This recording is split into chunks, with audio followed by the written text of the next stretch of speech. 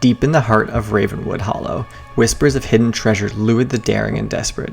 They spoke of an ancient oak tree, with roots as twisted as a witch's hand, guarding a chest filled with gold and jewels. Few returned to confirm the legend, and those who did came back broken, silent, trembling, and haunted.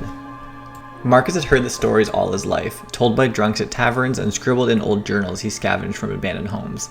But where others saw danger, he saw opportunity.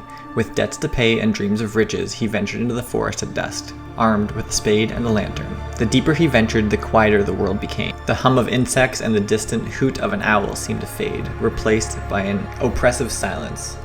The trees grew denser, their branches clawing at the sky like bony fingers. The air smelled damp and earthy, tinged with decay.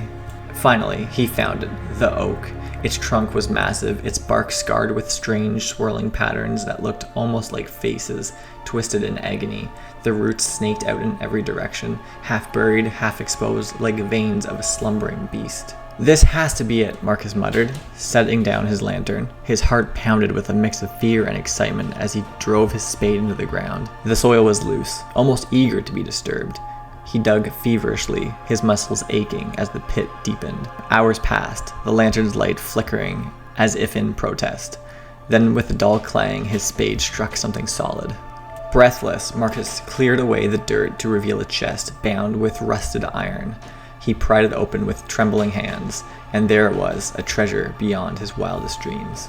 Gold coins gleamed in the lantern light, nestled among rubies and emeralds that sparkled like captured fire. His laughter rang out, wild and triumphant. I knew it! It was real!" But as he reached for the first coin, the air grew colder. A deep groan reverberated through the earth, and the lantern flickered violently before extinguishing, plunging him into darkness. "Hello?" Marcus called, his voice shaky. The ground beneath him quivered, and then the roots began to move. They coiled around his ankles like snakes, tightening with unnatural strength. He screamed and thrashed, dropping the coin back into the chest. The roots climbed higher, grabbing his legs, his torso, his arms. They pulled him down into the pit, soil pouring over his head like a suffocating wave. "No, stop, please," he begged, clawing at the earth. His cries grew muffled as the roots dragged him deeper. When it was over, the forest fell silent again.